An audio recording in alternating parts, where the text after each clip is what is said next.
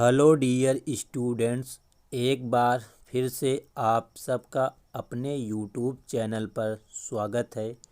तो आज की क्लास में हम आप सबको कक्षा 12 के सब्जेक्ट फिजिक्स भौतिक विज्ञान जो कि आपकी एग्जामिनेशन है अर्धवार्षिक परीक्षा 2021-22 में पूछा जाने वाला 100% रियल क्वेश्चन पेपर को हल कराएंगे, जो कि आपका पूर्णांक 70 का है और समय 3 घंटे का होगा।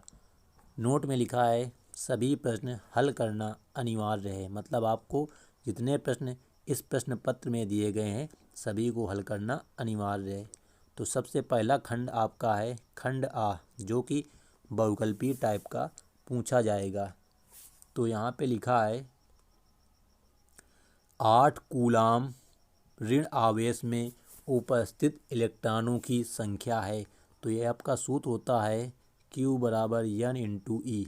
तो यहाँ पे Q का मान है 8 बराबर N का मान निकालना है गुणते E का मतलब इलेक्ट्रॉन का आवेश। तो इधर गुणा में रहेगा, इधर आएगा बटे में, तो हो जाएगा 1.6 गुणते 10⁻⁻19।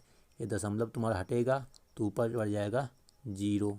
तो कितना हो जाएगा तुम्हारा यहाँ पे दशमलव बढ़ जाएगा, तो 16×5 80 गुणते 10⁻⁻, है तो ऊपर जाएगा प्लस का 19। तो ऑप्शन नंबर जो इसका आ है वो सही हो जाएगा 5 गुणते 10⁻19। तो ऑप्शन नंबर ए होगा राइट आंसर।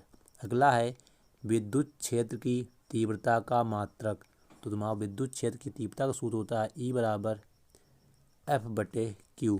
तो यहाँ पे F का मात्रक न्यूटन और बटे Q का मात्रक कूलाम। तो आंसर आएगा न्यूटन प्रति कूलाम, ऑप्शन नंबर ए। इसी प्रकार गा नंबर है वैद्युत फ्लक्स का मात्रक है। तो तुम्हारा वैद्युत फ्लक्स का मात्रक होता है न्यूटन मीटर स्क्वायर प्रति कूलाम। तो ऑप्शन नंबर सी इसका राइट आंसर हो जाएगा। अगला है विद्युत विभव का मात्रक है। तो विद्युत विभव का सूत्र होता है V बराबर W/Q। W का मात्रक होता है जूल और Q का होता है कूलाम। तो जूल प्रति कूलाम हो जाएगा इसका राइट आंसर। अगला है अंगा नंबर 1 इलेक्ट्रॉन वोल्ट ऊर्जा का मान है। तो 1 इलेक्ट्रॉन वोल्ट ऊर्जा का मान होता है 1.6 गुणते 10⁻⁻19 जूल। तो ऑप्शन नंबर बा हो जाएगा राइट आंसर। अगला और अंतिम प्रश्न है ऑब्जेक्टिव प्रश्न का, कांच तथा जल के अपवर्तनांक वायु के सापेक्ष या संदर्भ में क्रमशः 3/2 और 4/3 हैं। कांच का अपवर्तनांक जल के संदर्भ में होगा, तो ये होगा तुम्हारा 3/2 बटे 4/3। तो ये बाहर बाहर गुणा हो जाएगा, तो 3 त्रिका 9 बटे ये अंदर अंदर गुणा, तो 4 दूनी 8। तो आंसर आएगा 9/8, जो कि ऑप्शन नंबर बा में दिया गया है। तो ये हो गए तुम्हारे बहुविकल्पीय प्रश्न। अब अगला तुम्हारा है खंड बा, जो कि एक एक अंक के आएंगे। तो यहाँ पर पहला प्रश्न है क्रांति कोण किसे कहते हैं। तो आप लोगों को पढ़ाया गया होगा क्रांति कोण की परिभाषा कि क्रांति कोण C सघन माध्यम में बने वह आपतन कोण है जिसके लिए विरल माध्यम में आपतन कोण 90 अंश होता है। तो ये हो गई तुम्हारी क्रांति कोण की परिभाषा, इसे C से प्रदर्शित करते हैं। अगला प्रश्न है पूर्ण आंतरिक परावर्तन की व्याख्या कीजिए। तो ये भी आपकी डिफिनेशन आपको आपकी बुक में या अवतार में मिल जाएगी, तो आप लोग इस परिभाषा को जरूर क्लियर कर लें। इसी प्रकार है प्रिज्म के पदार्थ के अपवर्तनांक का सूत्र लिखें। तो आपका इसका जो सूत्र होता है N बराबर साइन ब्रैकेट में A plus delta M bracket बंद बटे 2 और पूरे बटे साइन A/2।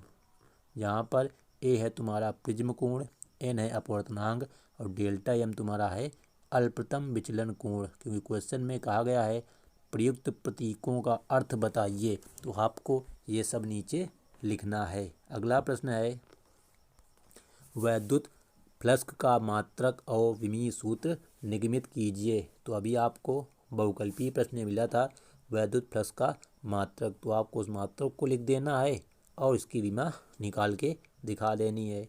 अगला प्रश्न है विद्युत विभव की परिभाषा दीजिए तथा इसकी विमा लिखिए। तो आपका जो विद्युत विभव होता है वो होता है कि किसी बिंदु आवेश को या किसी आवेश को अनंत से विद्युत क्षेत्र के भीतर किसी बिंदु तक लाने में किया गया जो कार्य होता है वही तुम्हारा होता है विद्युत विभव। इसकी आपको विमा निकाल लेनी है। अगला तुम्हारा जो है वो एक न्यूमेरिकल है। एक इलेक्ट्रॉन को दो बिंदुओं के बीच 20 वोल्ट मतलब कि जो विभवांतर है वो 20 वोल्ट है ले जाने में कितना जूल कार्य करना पड़ेगा। तो जो यहाँ पर भी आपको कार्य निकालना है तो W बराबर सूत्र होता है V/Q। अब Q क्या है, इलेक्ट्रॉन को लिया जा रहा है तो इलेक्ट्रॉन का आवेश, तो 20/1.6 गुणित 10⁻⁻19। आप लोग इसको हल कर लेना तो आपका आंसर आ जाएगा। अगला है खंड सा। लिखा है किसी चालक की विद्युत धारिता से क्या तात्पर्य है। RC का विमीय समीकरण निकालिए जहां R प्रतिरोध तथा C धारिता है। तो जो इसकी विमा आपकी निकल के आएगी वो आएगी कैपिटल T। आप लोगों को यहाँ पे इसकी विमा निकाल के बताना है। हमने आपको आंसर बता दिया, होगी क्या, कैपिटल T। तो ये हो गया इसका आंसर। अब देखते हैं अगला प्रश्न। तो अगला प्रश्न आपका है आवेश को परिभाषित कीजिए तथा इसके प्रकार को समझाइए। तो ये भी आप लोग अच्छे से पढ़ लेना। अगला है एक बिजली आघात की वापसी में 25 माइक्रोसेकंड तक 25 गुणित 10⁻³ एम्पीयर धारा का प्रवाह होता है।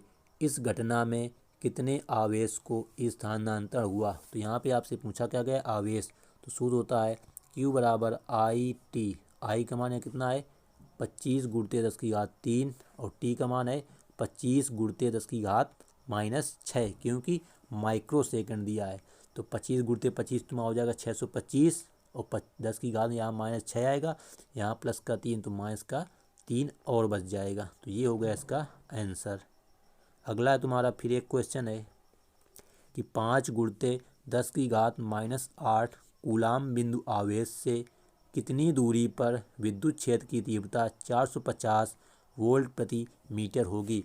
तो आपका बिंदु आवेश के कारण सूत्र होता है E बराबर 1/4πε0 इंटू Q/R²। यहाँ पे आपको E का मान पता है कितना, 450 बराबर जो यहाँ लिखा है 1/4πε0, इसका मान आपको याद होना चाहिए होता है 9 गुणित 10⁻9 गुणित Q का मान तुम्हारे पास है 5 गुणित 10⁻⁸ बटे R²। यही हमको ज्ञात करना है इस प्रश्न में। देखो जरा यहाँ पे 9 अपना 45 से 45 कट गया, ये है 10⁻⁸ या 10⁻+9। तो यहाँ बचेगा 10 केवल, मतलब घात 1।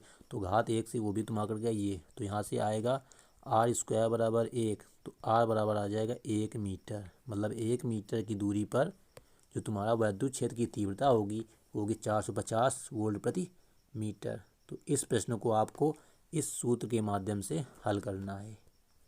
अगला तुम्हारा है खंड द। तो इस प्रश्नों को आप लोग ध्यान से एक बार देख लीजिए और अपनी नोटबुक से देख करके इन प्रश्नों को याद कर लेना। इसी प्रकार देख लेना जरा ध्यान से एक बार। जैसे यहाँ पे एक तुम्हारा प्रश्न दिया गया है ये, तो इसका जो मान आपको निकालना है वो होगा 3 गुणित 10⁸ बटे 2.4। यहाँ दशमलव बढ़ाना तो ऊपर तुम्हारा बढ़ जाएगा एक 0। 6 से काटेंगे 6 पंचे 30, 6 चौको 24। तो बनाएगा 5/4 गुणित 10⁸ मीटर प्रति सेकंड। तो ये कुछ छोटे छोटे प्रश्न हैं, ज़्यादा बड़े नहीं हैं। आप लोग इनको अपनी नोटबुक में से कर लेना।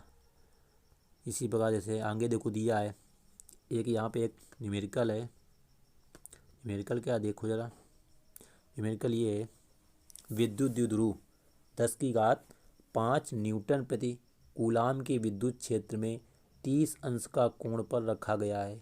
उस पर 6 गुणित 10⁻⁻24 न्यूटन मीटर का बल आघूर्ण लग रहा है। विद्युत द्विध्रुव आघूर्ण की गणना कीजिए। तो ये तुम्हारा जो 10⁵ है ये कैपिटल E का मान है ये तुम्हारा थीटा का मान है और ये जो तुम्हारा टाउ का मान है। पूछा क्या गया है पी का मान, तो तुम्हारा सूत्र होता है टाउ बराबर P E sine theta, P E sine theta. तो टाउ की जगह टाउ का मान रख देना, पी का मान हमको नहीं पता ना रखना, ई की जगह ई का मान, और साइन थीटा मतलब साइन 30। जब आप इसको हल करोगे तो जो तुम्हारे यहाँ पे पी दिख रहा है उसका मान निकल के आ जाएगा। तो आप लोग इस प्रश्न को इसकी सहायता से हल कर लेना। तो ये है तुम्हारा अंतिम खंड या। तो इसमें भी आप लोग अच्छे से प्रश्नों को देख लें और अपने नोटबुक में देख करके सभी प्रश्नों को अच्छे से याद कर लें, जिससे आपके एग्ज़ाम में अच्छे मार्क्स आ सकें। तो यहाँ पर भी आपको एक न्यूमेरिकल दिया गया है, किसी पतले प्रिज्म का प्रिज्म कोण होता है ए, तो ए का मान 4 अंश है। पदार्थ का अपवर्तनांक मतलब एन का मान है 1.5। प्रिज्म द्वारा उत्पन्न न्यूनतम विचलन कोण, तो ये तुम्हारा सूत्र होता है डेल्टा एम बराबर n-1 ब्रैकेट में इंटू ए। तो इसकी सहायता से आप लोग विचलन कोण डेल्टा एम का मान याद कर लेना, या इसमें मान रख लो। एन का मान कितना है तुम्हारे पास देख लो ज़रा, एन का मान 1.5, उसमें 1 घटा देंगे केवल बचेगा 0.5। फिर गुणते ए का मान है 4, तो ये 4 पंचे आएगा तुम्हारा 20, एक अंक में दशमलव लग जाएगा, कितना आएगा 2 अंश, मतलब अल्पतम विचलन कोण का मान आएगा केवल 2 अंश। तो ये इस प्रकार आपको क्वेश्चंस को हल करके अपनी एग्ज़ाम की जो बुक होगी उसको अच्छे से लिखना है, जिससे आपके अधिकतम अंक आ सके। तो इतना था आपका एग्ज़ाम जो कि 2021-22 अर्धवार्षिक परीक्षा के लिए इम्पोर्टेंट प्रश्नों का संग्रह है। तो thanks for watching this video, और चैनल पर पहली बार आए हूँ तो चैनल को सब्सक्राइब अवश्य कर लेना आगे के प्रश्न पत्रों के हल के लिए।